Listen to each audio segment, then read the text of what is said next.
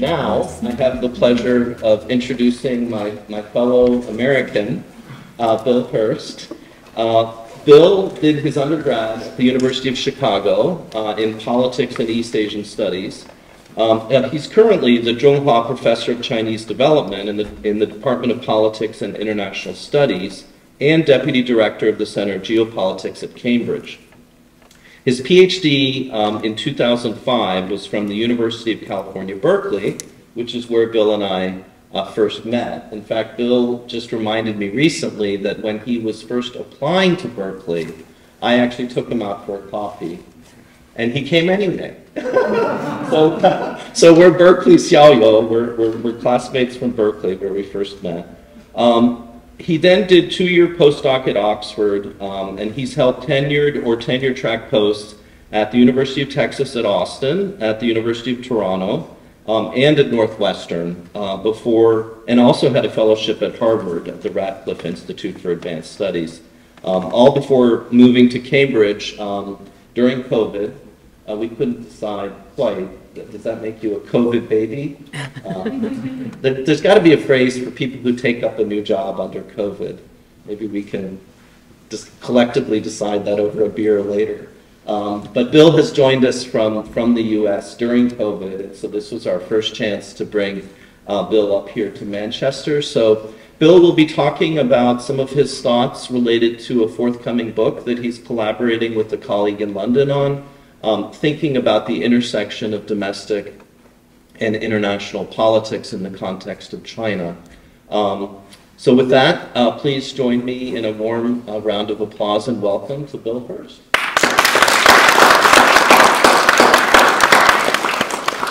Thank you very much, all of you, for coming. Thank you, Pete, for a very, very kind introduction and for inviting me to come. Thank you to our hosts in this fabulous library for letting me put on the event here. So what I'm going to talk about today is actually very much a kind of project in progress, rather than fully formed, nicely packaged thoughts, arguments, and ideas.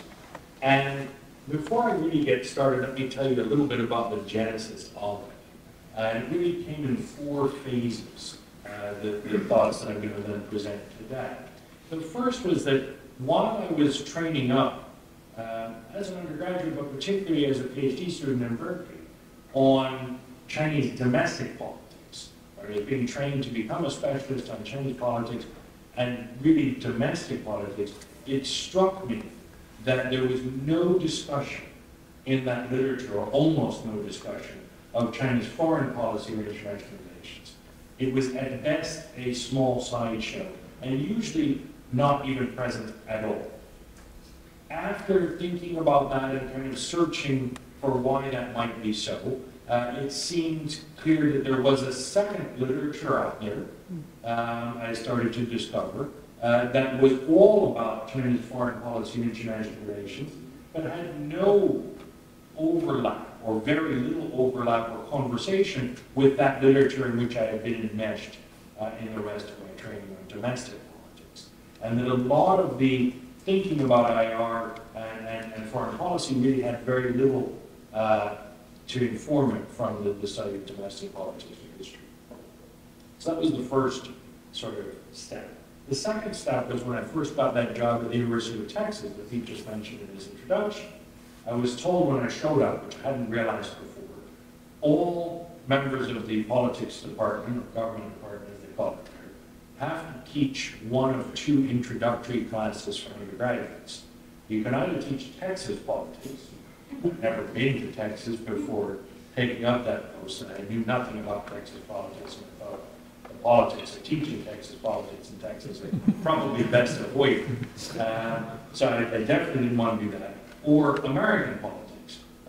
And I said to the department chair, well, I've never taken a class on American politics, let alone thought about how to teach a class on American politics. I'm really not qualified to do this. So, well, you can try to shape it in some way that speaks to your interest. And so the best thing I could sort of finagle was a class on US-China relations.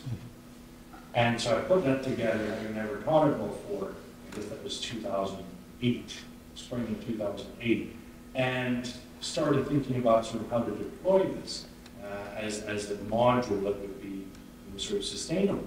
And as I looked for readings to assign to the students, I realized there was very little written about US-China relations that was useful and interesting and accurate, and also digestible and usable for undergraduate students.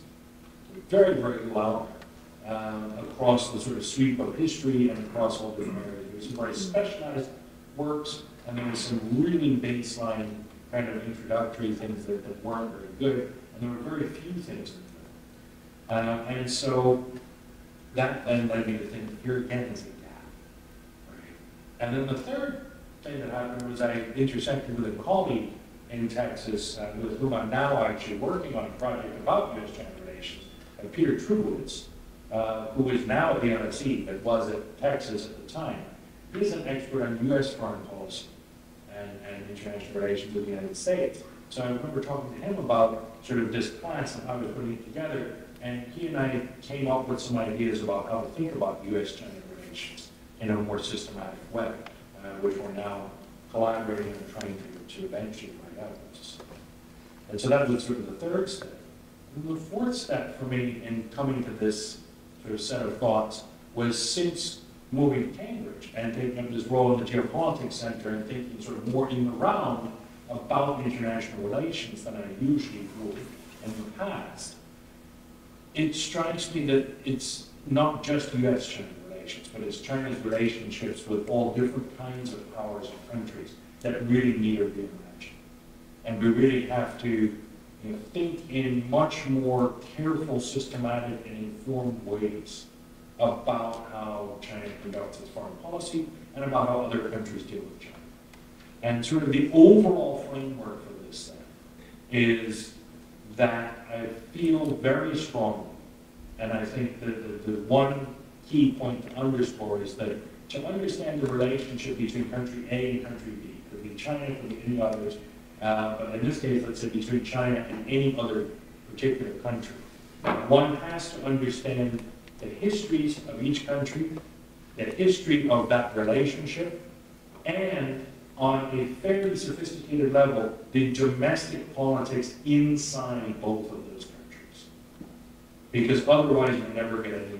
You're just going to have very superficial and often incorrect ideas about the way the relationship works. So, in more general terms, then, what I would say is that most scholars of domestic politics, whether in looking at China, looking at the UK, looking at any other country, don't really think about international relations. And that's a gap, and we should. Right? We too often just sort of leave that off the table. At the same time, though, most scholars of international relations black box the state. What I mean by that is they treat the state as though it's a unitary actor. In fact, many theories of international relations say we treat states as if they were individual human beings.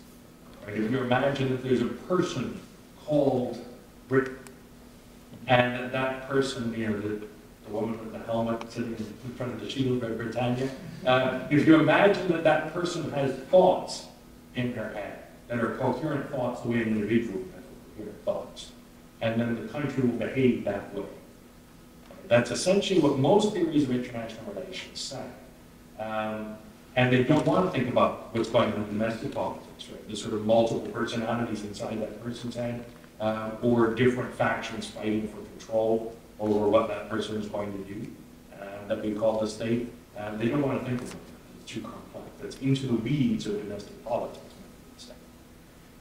Then specifically, if we think about China and the literature on China, most scholars of China's international relations don't really think about Chinese domestic politics in ways that extend beyond individual leaders or specific factions or functional groupings at the top. There are some, Heath being a clear example, who really do.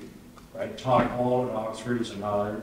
Right? There are certain scholars, people like Ian Johnston and Avery Goldstein. I mean, there are people across the field who do think in careful ways about domestic politics to talk about international relations, but they are few. Right? It's not the overall mainstream. So I want to say that there's certain things in domestic politics that we really have to focus on. Right? Not just domestic politics as a whole, but certain aspects of domestic politics. One is the coalition that controls the domestic political arena. What I mean by that is not necessarily a coalition of political parties, although it could be that in particular kinds of systems, but rather a coalition of interests or interest groups, or otherwise politically empowered actors who sit together and hash out what the government's going to look like and what kind of positions it's going to take. So this, the way I usually think of this is a sort of regional and sectoral coalition. So if you have, for example, in the Chinese case, if you have a coalition of people who have a strong regional base in the coastal cities, and in the private sector, or in the financial sector, in technology sectors, things like this, that coalition is going to have a certain kind of foreign policy orientation. If you have, on the other hand, a coalition of people who have a strong regional and sectoral base in the Northwest, or in the Northeast, right, or in extractive industries, large state-owned enterprises, heavy industry, you have a very different kind of foreign policy orientation. And the same is replicable in other countries too. Right? If we think about classically US politics, Bill Clinton realigned the Democratic Party's constituency away from labor unions in places that we break legs, and to tech entrepreneurs in California and financiers in New York. And therefore changed the whole orientation of the Democratic Party from a kind of protectionist trade agenda to a very free trade orientation. And in fact, the Republicans shifted the other way, as we've seen more recently, picking up those coalition partners that the Democrats abandoned. And we could say something very similar about Tony Blair and New Labour, for example. And so in all countries, we have these kind of coalitions of political actors who get together to control power. Those coalitions then are rooted in constituencies, as I just hinted. What I mean by that is really regional and sectoral constituencies, as well as certain other kinds of interest groups. And then there are a couple of aspects of this that are important in that a coalition can be pro-globalization and pro-free trade, and basically see engagement with the international economy as a good or a goal in itself or not.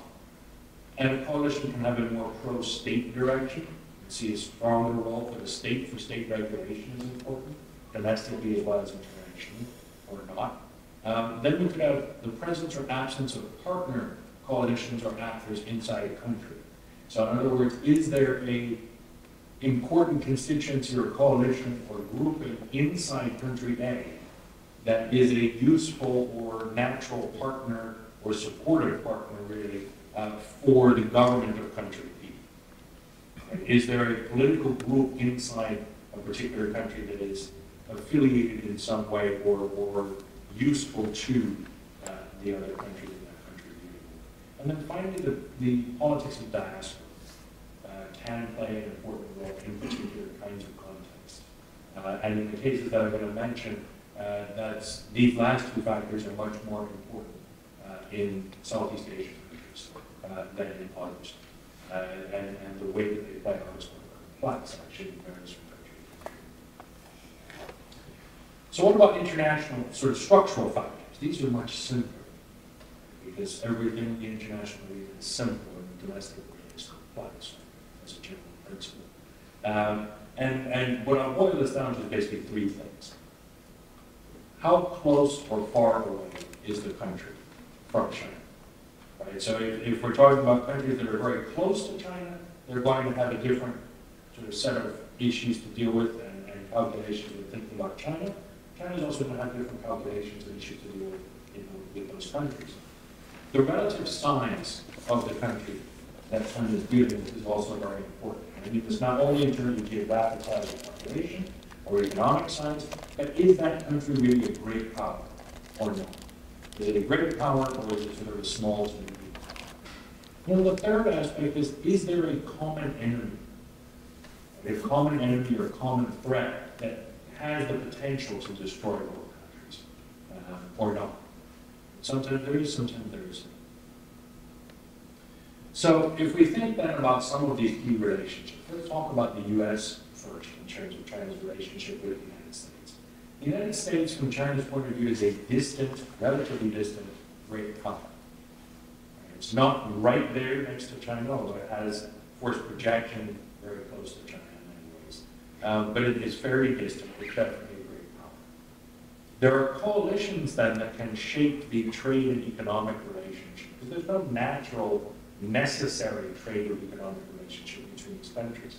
They're quite far apart from each other. Right? So they will cooperate and deal closely on trade and economic relations, I argue, when both countries are governed by coalitions that prioritize free trade, globalization, and engagement with the world economy. So, for example, we can then periodize this. If we look at the 1970s, neither the US nor China was governed by a coalition that really prioritized globalization or free trade as an important goal. They did not cooperate on trade or economic relations in a meaningful way during that time period, even though they did on security terms, increasingly across the decade. If we look at the 1980s, both countries under Deng Xiaoping and Ronald Reagan did prioritize globalization and free trade and engagement with the international economy, and they did cooperate in that area in lots of important ways. In the 1990s, likewise, the Jiang Zemin leadership group and the Bill Clinton coalition also both prioritized free trade. They cooperated on trade and economic issues. In the 2000s, much less so. Right? Neither Hu Jintao nor George W. Bush, nor Obama after him, nor Xi Jinping, nor Trump, certainly. Trump was anti-globalization and free trade actively. None of them really prioritized this. The US and China did not cooperate on trade or economic issues meaningfully after that point. If we think about security and what shapes the US-China security relationship, it's the presence or absence of a common enemy. When there is a common enemy, they tend to cooperate on security terms. Right? If they both perceive the common threat and agree on it, they can cooperate. If they do not have that common enemy, they either don't engage on security terms or they compete.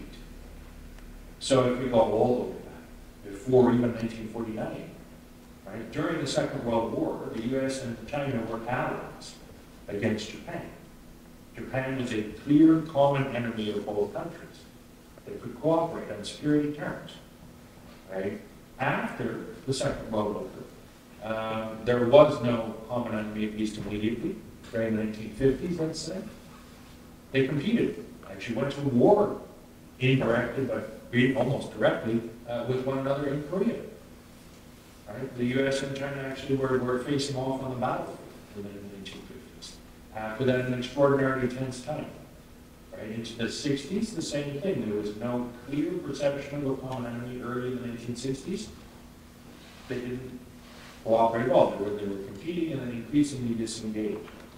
Only once it became clear to both the US and to China that the Soviet Union was a greater threat to either of them than they were to one another, at least from their perception. Then they started to cooperate much more on security terms in the 1970s. During the 1980s, likewise, the US and China cooperated very closely on security. That helped to aid the Mujahideen in Afghanistan, for example, in coordinated assistance programs to send weapons and money to these resistance fighters in Afghanistan's war, among other things where they cooperated. They did that because they perceived still the Soviet Union to be their primary threat, both of them. After the Soviet Union collapsed in the 1990s, they stopped cooperating on security terms because there's no more common enemy. For a moment, at least in the 2000s, after September 11th, right, before that, we see the sort of ramping up of security tensions all the way through to the spy plane incident, the embassy bombing, the spy plane incident, all of these things in the late 1990s, very early 2000s. Suddenly, September 11th happens, they start cooperating a little bit more, or at least no longer competing on security terms and thinking about cooperating. Because for a while, they thought that they perceived international terrorism as a common enemy. Eventually, they realized they had different ideas of who the real terrorist threats were, and how those should be dealt with, and they started to stop that degree of cooperation. But for a moment, for a few years in the early 2000s, they were cooperating. But since, not so much. So we can chart fairly clearly over time how the US and China cooperate or compete or fail to engage altogether, both in economic terms and in security terms, based in the former case on what kind of coalitions govern the domestic politics, and in the latter case on whether or not they face a common threat to international order. We think about key Southeast Asian countries. I'm moving very fast because I'm cognizant of the fact that we're running out of time. I also don't have that much to say. But if we look at some key Southeast Asian countries very quickly that China deals with over a long period of time, we think about sort of both mainland Southeast Asia and maritime Southeast Asia. These are proximate small powers. They're close to China geographically. They're not on the other side of the world. It's impossible for China to avoid dealing with them completely. It's impossible for them to avoid dealing with China completely. They're also not great powers. None of these countries is going to threaten China in a significant way in security terms. Economic relations are kind of central by definition to both sides. Right? What does China really want from Southeast Asia throughout almost all of its history? It wants economic ties of different kinds. Whether that's mining of 𝗘𝘃𝗲𝗃, once that was discovered in large deposits in what's now Thailand and Myanmar, and some other places across mainland Southeast Asia, or food products, spices, all kinds of different things from Southeast Asia, different types of minerals. Today, oil, gas, minerals, coal, all kinds of products as well from Southeast Asia. Southeast Asian states and polities have also always needed and desired markets in China for selling of exports as well as goods to import from China. Very hard for those countries to escape economic ties with China. It's very hard for China to escape dealing with them. Security relations, though, are shaped by a complex set of domestic political factors. And particularly inside Southeast Asian states. I think this is underappreciated. For example, there's been a lot of talk in recent years about how different kinds of development projects have played out in Southeast Asia. Chinese initiated development projects, for example, in regards to canals and railways in places like Thailand, Malaysia, and Indonesia. Why suddenly the project's on, then suddenly they're off, and then back on again? Well, if you wanted to look at the electoral politics of those countries, a different government comes in, they have a different policy stance on this. Right? So in Malaysia, famously, right, UMNO and the Barisan Nasional lost power to Pakatan Harapan. And then suddenly, the new government decided to cancel all of these contracts that had been there for building railways or infrastructure projects. It shouldn't have been a surprise. They said that in their manifesto that they were going to do. And this wasn't something sort of out of the blue. It was a change in government. The domestic political environment shifted. They took a different policy. We see the same thing in Indonesia, same thing in Thailand. But this is often wrapped up with certain general issues. And this is sort of an oversimplification. It's an attempt to kind of get at one of the key variables in domestic politics in a generalizable way across Southeast Asia.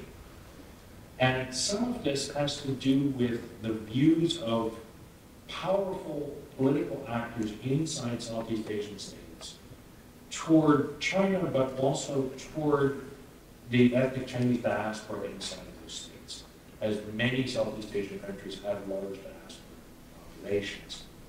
And also then the presence or absence of what can be credibly portrayed, at least, as pro-China political parties or actors inside the politics of the Southeast Asian states.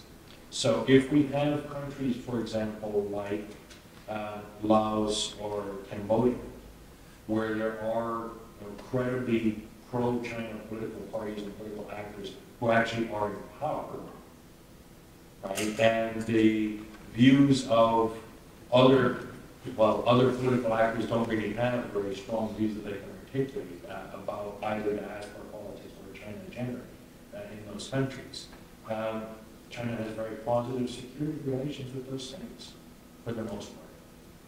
If we look at a country that has a very different picture, let's say the Philippines or Indonesia, where certain political groups that are out of favor in domestic politics have been painted in a way that is credible for domestic political consumption as being pro-China.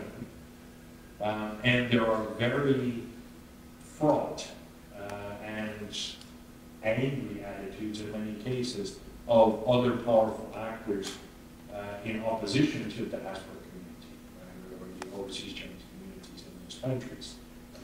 Amounting to basically bigoted or biased attitudes in many cases, violent attitudes. That then makes it very difficult for China to have positive security relationships with those countries. Not only at moments like the 1960s in Indonesia or the 1980s in the Philippines, but throughout all of the history of those states.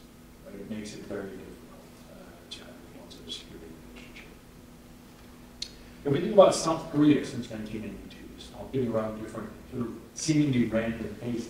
South Korea and China normalized relations after 1982. Before that, they're not really talking to each other. South Korea is a proximate small power, like the Southeast Asian states in many ways.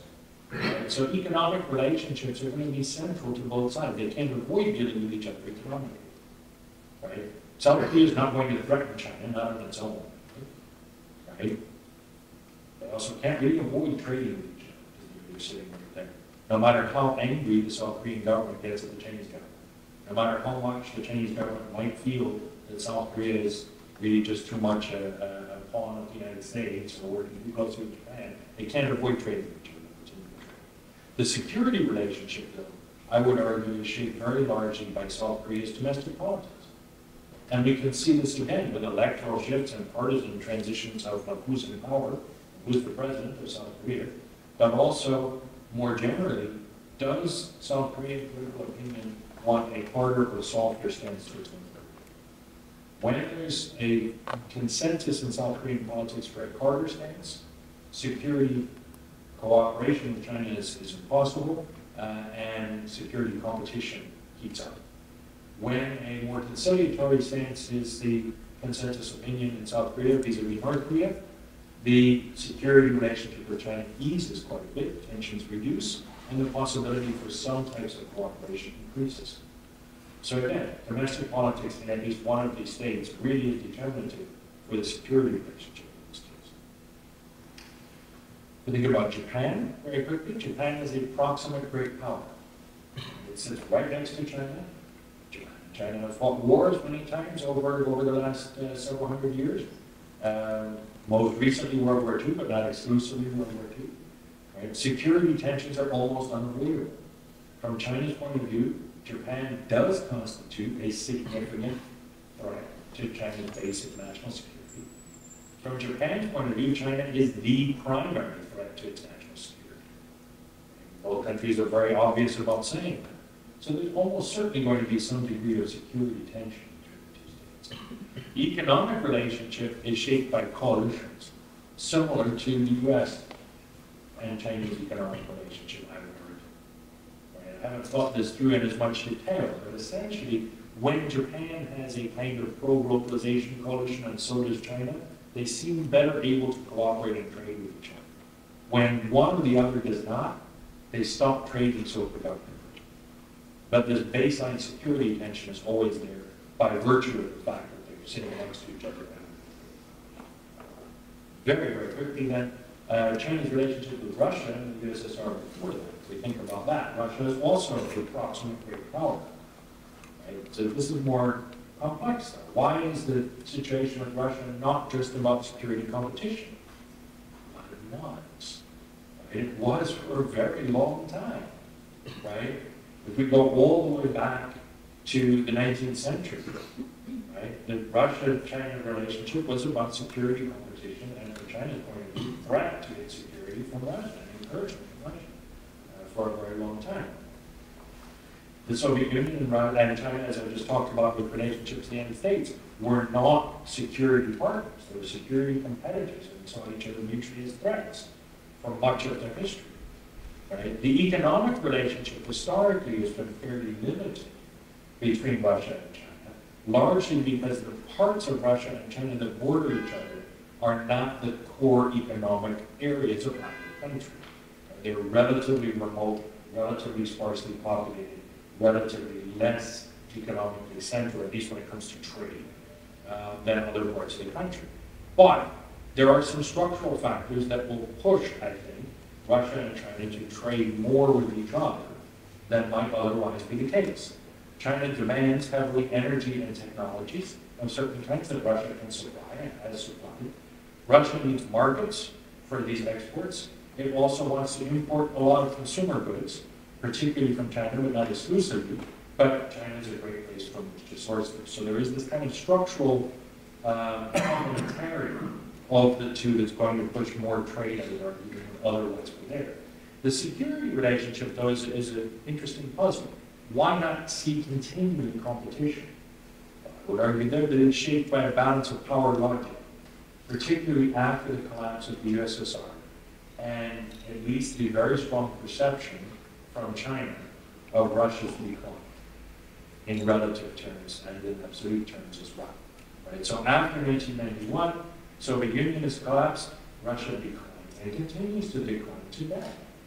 Right? So if China is worried about a balance of power sort of gain between the great powers, which it sees as being China itself, plus Japan, the United States, Russia, maybe India in the future, not necessarily though, these have to balance against each other. Right? You can't have one power completely isolated or completely dominated, or a couple of them way too strong and just running roughshod over all the others.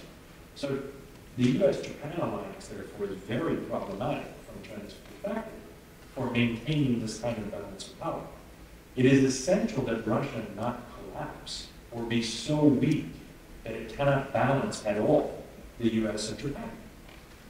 So to the extent we see any kind of security cooperation, my sense is that it's really driven by this balance of power imperative from China's point. It's not affordable for Russia to be too weak, but it's not necessarily that Russia and China share important security interests. So finally then, let me just mention at least Chinese relationships with the UK and Europe. The UK and Europe, European countries, obviously Europe as a whole, I don't think that the EU really has a common foreign policy when it comes to China. I think that's a problem. If it did, I think it would be a much stronger actor vis-a-vis China. But I think there's tremendous division within the European Union about how to deal with China. And so when we talk about Europe and relations with China, we're really talking about lots and lots of small states. And we could get into a lot of talk about all different European countries and how they deal with China. I would say realistically, many people would say it's really the UK and France that have an important relationship with China. I think Germany's relationship with China is also incredible. Others less so, particularly Italy, Austria, Spain. These are all not unimportant, but they are much less important than those others. And the other countries are much smaller in terms of their footprint dealing with China. So these are all distant powers from China. Not close to China.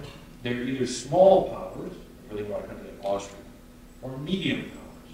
I mean, sort of Germany, UK, and France, those are medium powers. Right? The security relationship is historically quite limited, particularly if we look at the period sort of post-1920 or so. Right? There's not a very close security relationship between any of these European powers and China. There's some influence, though, on security by European concerns about collective security of Europe, NATO, ties to the US. And there's always worries about security on the European side. But China's not necessarily thinking first and foremost about Europe or the UK when it thinks about security calculations. There's not an obvious security issue on which to cooperate or compete. Coalitions can shape the economic relationship here too, but with an important wrinkle, which is that European states, especially in recent years, have an important domestic debate about the degree to which what I'll call values ought to shape economic relationships with countries like China.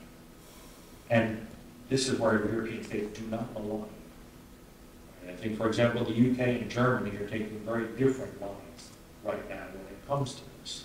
Right? To what extent should various countries in Europe have strong cooperative economic ties to China when they do not see China as in line with however they define their political or ideological values? That's an interesting question that keeps coming up. And it's one that also interestingly came up in the context of the United States and was completely shelved in the 1990s in the whole debate over most favored nation status and whether to tie this to human rights and values and so on.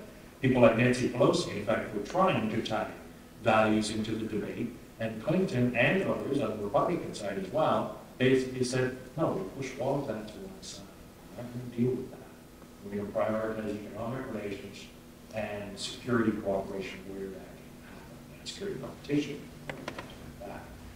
In the European context, I think in part because the security question is not as simple or not as clear, the debate with how to deal with this values question is much more alive. And the fact that European countries do not line up on the same side of that debate, I think will make it harder to have a unified European policy when it comes to dealing with China. Finally, some very quick conclusions. I think within particular types of relationships, we think about sort of China and distant great powers, nearby great powers, nearby small powers, distant small powers. When we think about these different sets of relationships, domestic and international structural factors can exert specific kinds of influence on China's foreign policy, the foreign policy of its interlocutors, and in international relations with those states. Scholars in international relations have often tended to gloss over important domestic factors, and I hope that they may begin to take not just domestic politics, but also history and sort of area-specific analysis a bit more seriously. Area studies and comparative politics specialists, though, mostly eschew the study of foreign policy completely and don't even think about it. Whereas, as we were talking about over coffee before coming, oftentimes foreign policy can be a kind of independent variable even for domestic policy. Right? The domestic politics can be driven by what happens in the international arena or the way that that state is dealing with a particular foreign policy issue. And that's something we really do study in comparative politics, but sure. And so examining these constellations of factors, I think, can unlock important explanations of bilateral relationships, as well as sort of the behavior of states multilaterally, but they can also open up whole new areas of inquiry, both for the study of politics inside particular countries like China, and for the study of relationships between countries, as I'm trying to talk about today. I'll stop there and have you talk questions.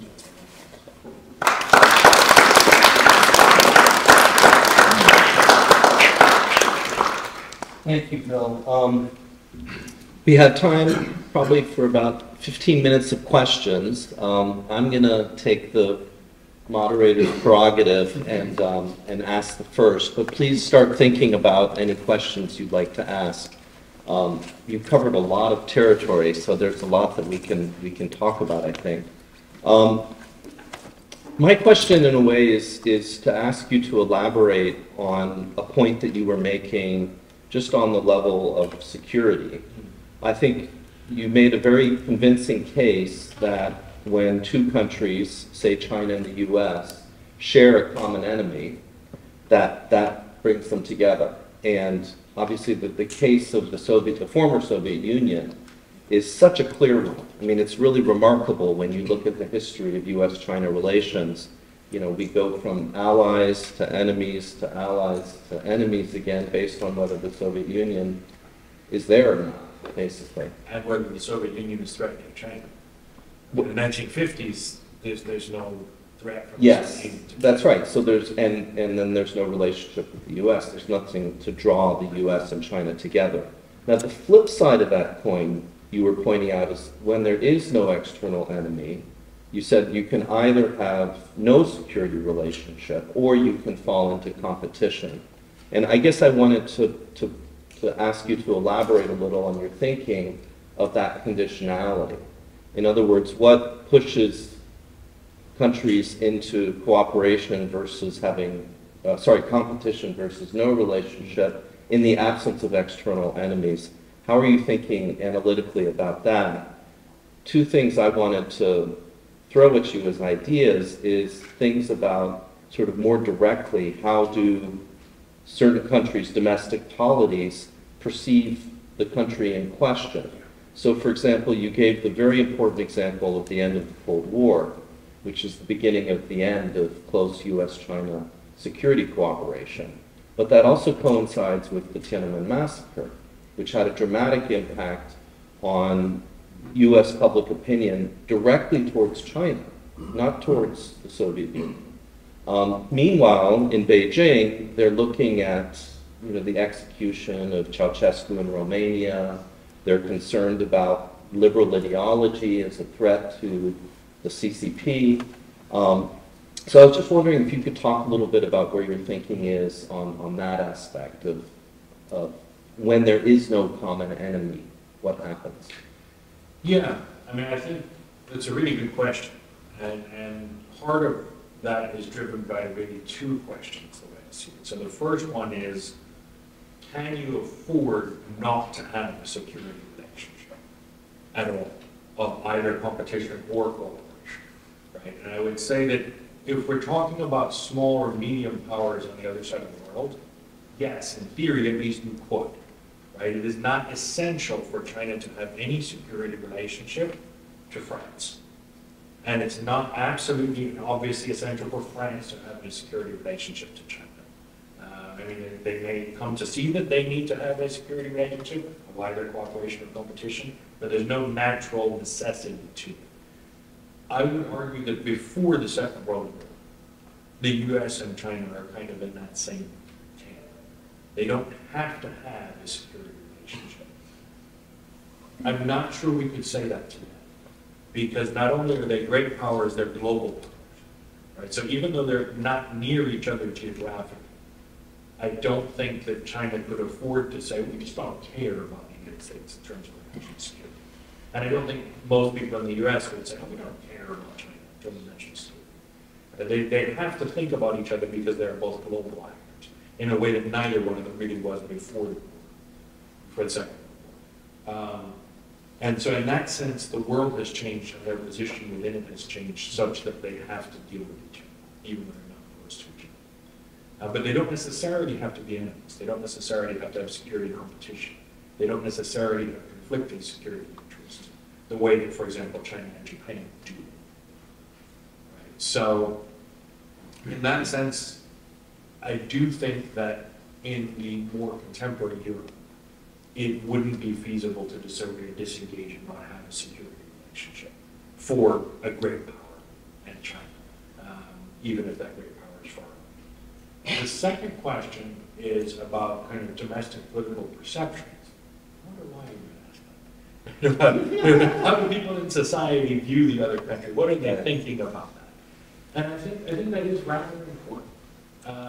But I would argue that it has less of an impact on security than it would on trade or economic relations, at least in the case of this distant great power, right? If we're talking about a proximate great power, right, in, say, Japan, right, the perceptions of China in Japan, the perceptions of Japan in China, I think that does have a significant influence on how inflamed or cooled down that security tension is. So I think there's always a security tension there, and I definitely think that strongly negative perceptions of the other in each of those countries, as exist right now, for example, can drive that tension into a higher degree. In the case of the US, I don't see that. And the reason I don't see that is if we go back to the 1970s, the perception of the US and China in the early 1970s was abysmal.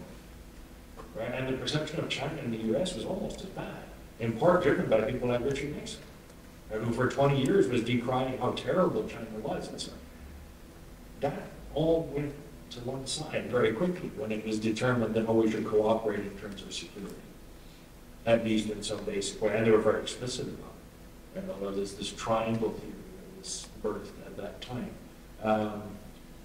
that logic overpowered the domestic political perception of the other. But when it comes to economic relations with a distant great power, I think it matters a great deal. And that's where basically I think the Pelosi, sidelining of Pelosi and others who wanted to tie international relations to human rights progress is a very important step in the U.S. relationship with China. I think in other closer relationships, let's say in the Southeast Asian cases, where you approximate small powers, I definitely think that domestic political perception is huge, which I was trying to get at in some ways, and that can really drive the security dynamic. There's no obvious security competition or security issue or tension between those states, but if there is a strongly negative view of China, a strongly negative view, at least in some quarters, of the ethnic Chinese population in that country, a strongly negative view of political actors in that country who are painted as being pro-China. Take, for example, the Communist Party of Indonesia in the 1960s. That is a recipe for mass violence, often, and targeted ethnic violence inside those states, and for greatly inflamed security tension, as we see again and again.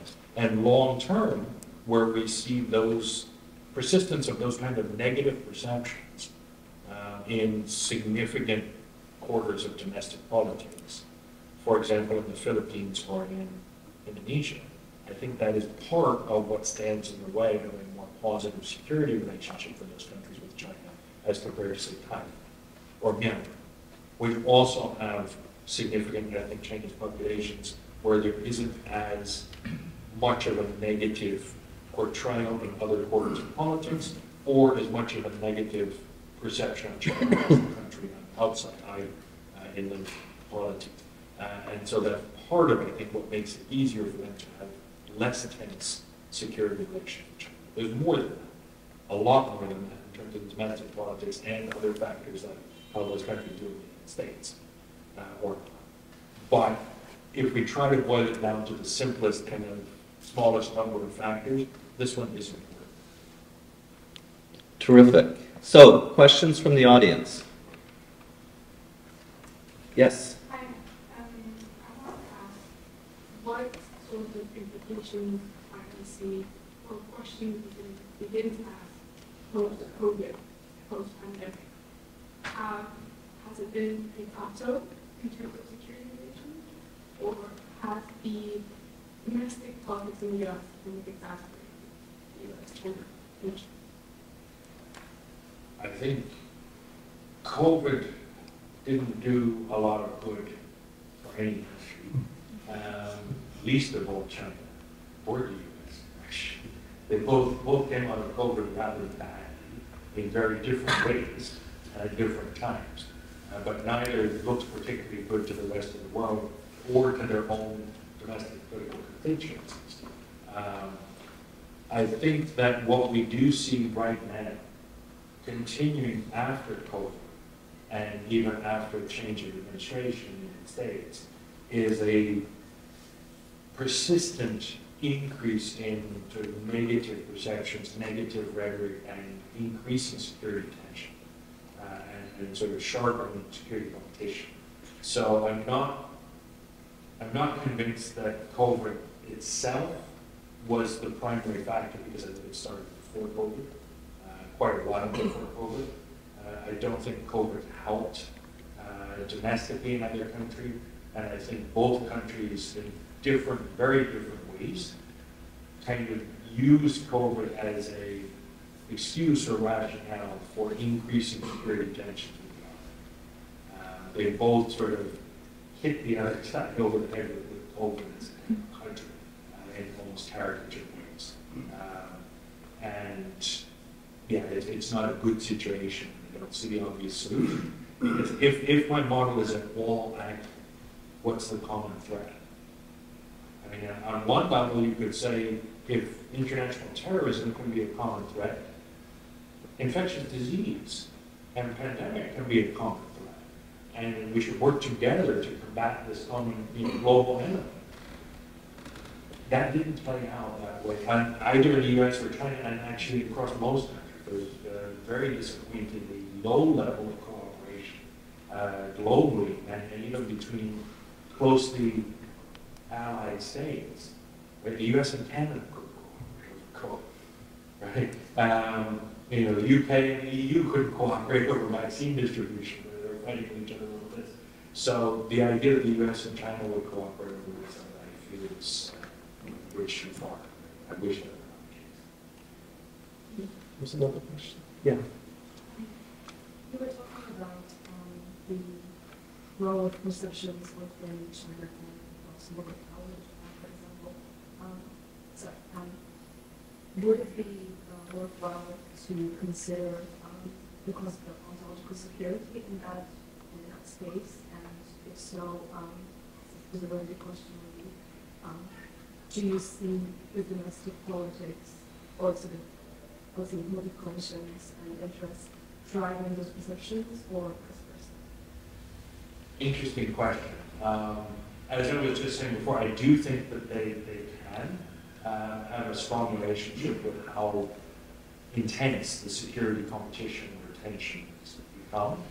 But I also think their role in economic relations may be greater. And I think that is tied into domestic political coalitions, because which is the chicken and which is the egg, I'm not sure. Right? Is it that there's a coalition that comes into power and drives perceptions in a very particular way, either negatively or positively, of the other country? Possibly. Definitely, we've seen that in some cases. We saw that, for example, in the US in 2016 to 2017, but in other places too. We saw it in China, you could argue, with the transition to 𝗱𝗃𝗃𝗃. Actually, from tandem to 𝗱𝗃𝗃𝗃 is the new a set of important political actors who started thinking Japan much more negatively than portrayed before. Does that mean that that fuels the perceptions exclusively, or do the perceptions that become more negative or more positive sort of usher in new political leadership and coalition? I'm not sure. But I think that in the Japan-China relationship, the security problem is always there. And it's just a matter of, is it more or less intense? But the economic relationship, I think, is very powerfully shaped by perceptions and by the coalitions that are in power in both states. So Japan at many points has been the most important trading partner for China, and at other points it's been downgraded very significantly.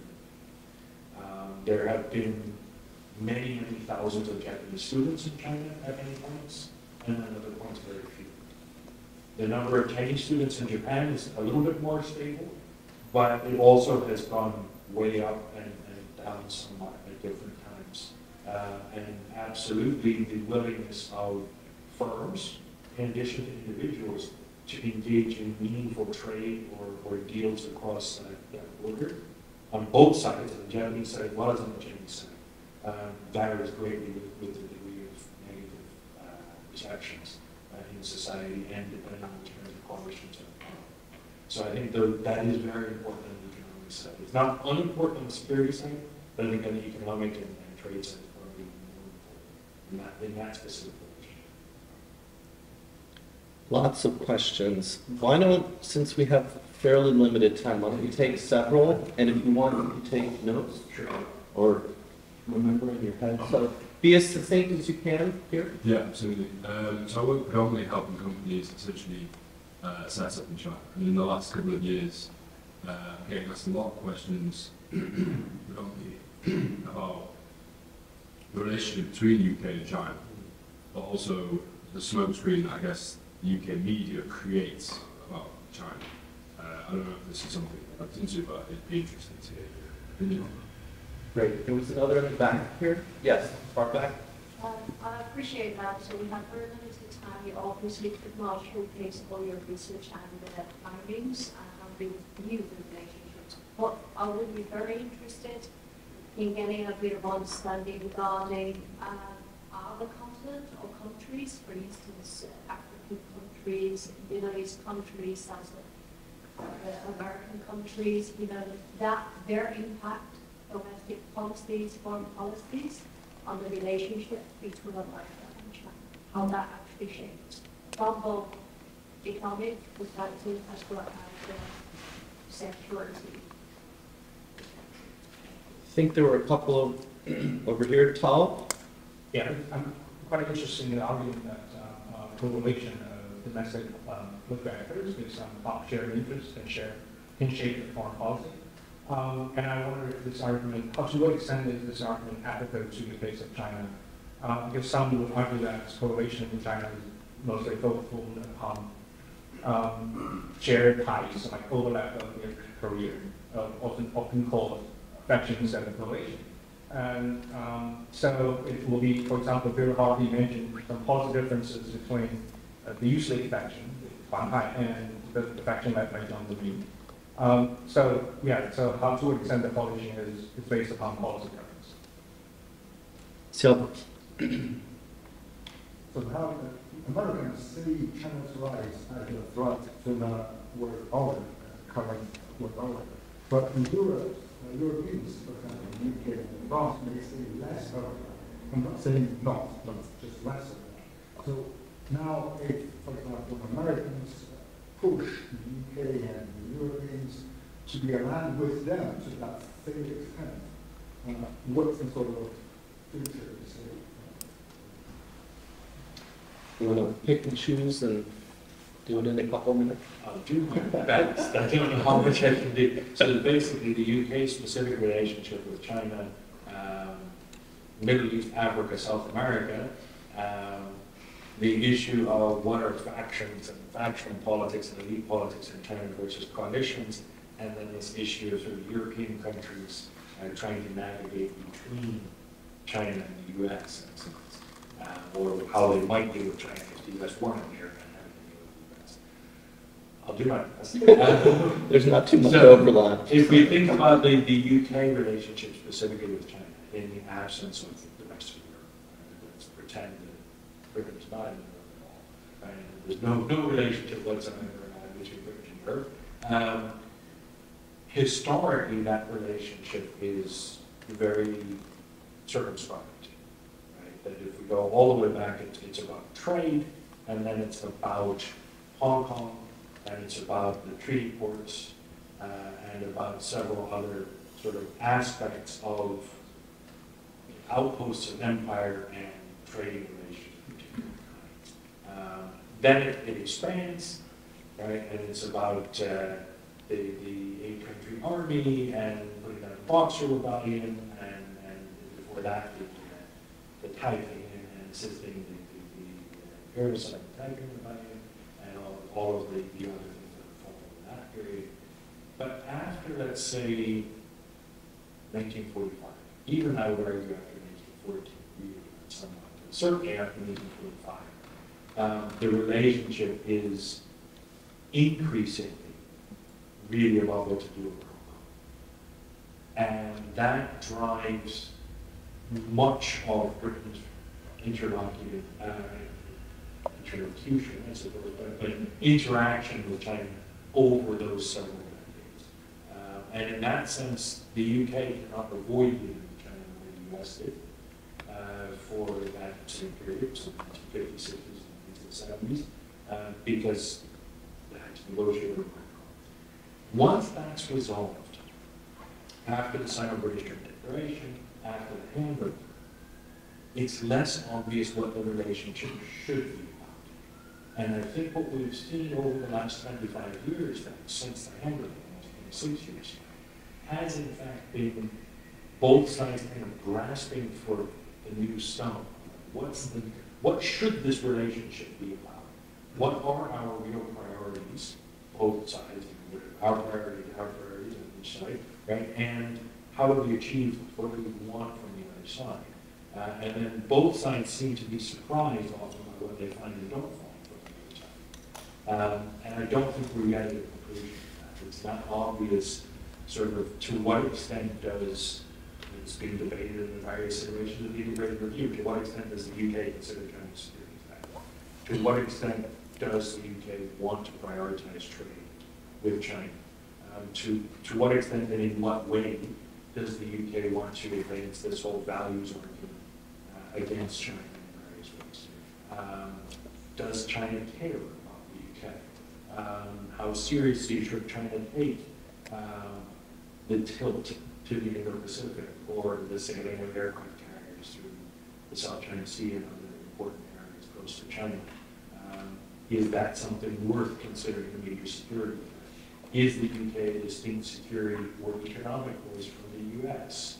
How should China manage economic ties with the UK in the context of banking and insurance and media and other things being so centrally focused in this country in ways that sometimes kind of forgets? Right. So from China's perspective as well, there are open questions of how to approach this relationship. So the short answer is the relationship is not yet defined in the sort of post-Hong Kong and it will take some time to get sorted out. The question on Africa, South America, Middle East, I'm surprised no one asked about India or something. Arguably is more important than any of these other cases for China in its international relations. But I would argue, and this is very controversial, you can just throw it out, but I would basically argue that South America doesn't matter that much for China, and vice versa. The relationship is pretty remote. These are very distant, small powers that have, with some exceptions, notably Brazil, but relatively limited economic relations as well. Right? These are not major trading partners from China the way that a lot of other states are. And I don't think China has a concerted strategy on how to deal with South America the way it tries to from many other parts. If we think about Africa, I think there are three distinct ways that China approaches different countries in Africa. 55 countries is regular diversity over what kinds of relationships those countries have with China. Basically, in some cases, it is about resources and access to resources, particularly places that have lots of certain resources that haven't already been given over to other multinational corporations. So China is approaching certain places like Sudan, Angola, and so on, with an eye to getting access to key natural resources. In many countries, the relationship really is about helping old friends, places like Tanzania, Zambia, Mozambique, a number of other African states where China has long-standing, very positive relationships. Ethiopia, right? Long-standing, very positive relationships with political parties and actors in those states. Long-standing cooperation in economic, health issues, education, many things like this, as well as defense. And so that's sort of shoring up those long-term relationships. In many, many cases, though, it really is just about promoting trade. And trade in things that China has a comparative advantage in providing. Things like textiles, lower-end electronics, sort of knock-off mobile phones, things like that, and other lower-end electronics. Certain kinds of infrastructure and construction. Right? Chinese companies can do this better and cheaper than other companies elsewhere in the world. These are things strongly demanded in African economies. And so it really is then just about sort of market access and market development, rather than some overarching other. There's various ways that China can relate to Africa, but being distant, small powers, it really is much more malleable, I guess would be the point. It's not like there's huge structural forces pushing China into particular kinds of relationships with African states. If you think about the Middle East, that's a little bit more fraught, because the Middle East increasingly is divided into different camps. Right? And I don't want to get into all the specifics of Middle East politics, but basically China has had difficult relationships or distant relationships in the Middle East for much of its history. In the relatively recent past, China developed a very strongly positive relationship with Iran for a variety of reasons. It has recently, more recently than that, let's say within the last 20 years, really within the last 10 or even the last 5, also developed very positive ties, or increasingly very positive ties with countries like Saudi Arabia and Israel. And that conceivably puts China in a very interesting position of having a positive relationship with Iran, Saudi Arabia, and Israel. There are very few other states, major states, that have that.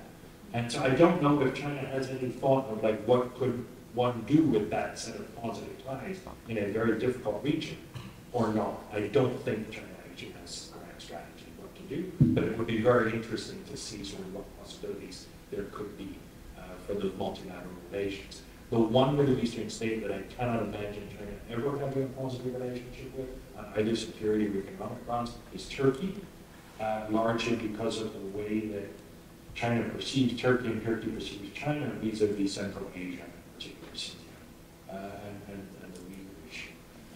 But I don't know enough about Turkey or Turkish politics or China's particular policies with Turkey to predict absolutely that would never happen. But my strong sense is it's very unlikely that there would be positive ties there. If we then shift to coalitions, factions, and personal groupings, it doesn't matter in a sense, right? If we talk about the 𝗘𝘃𝗲𝘁 versus the 𝗘𝘃𝗲𝘁 faction, yes, there is a significant policy difference.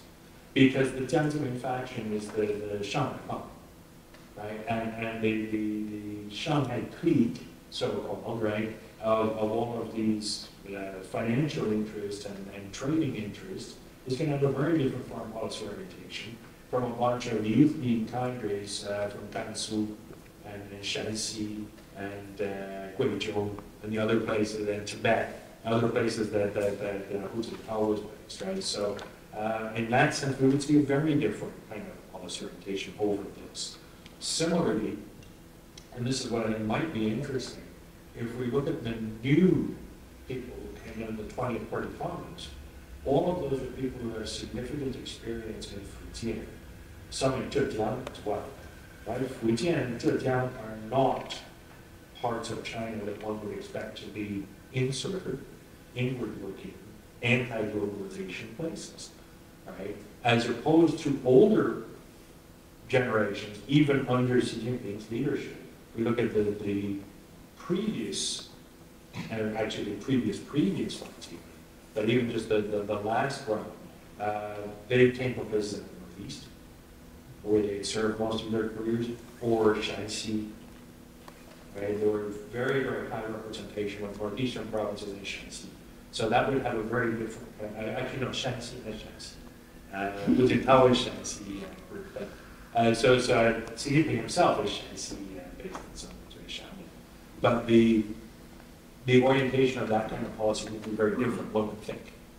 If there is something to this idea of regional and sectoral constituencies. So bringing in this new leadership group into the highest levels of elite politics who have this very coastal base in their political careers may change policy.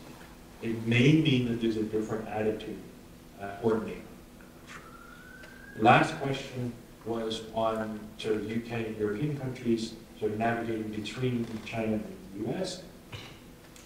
Yes, I think this is part of the issue, right? That there is no absolute necessity for the UK or France or Germany to view China as a critical security issue.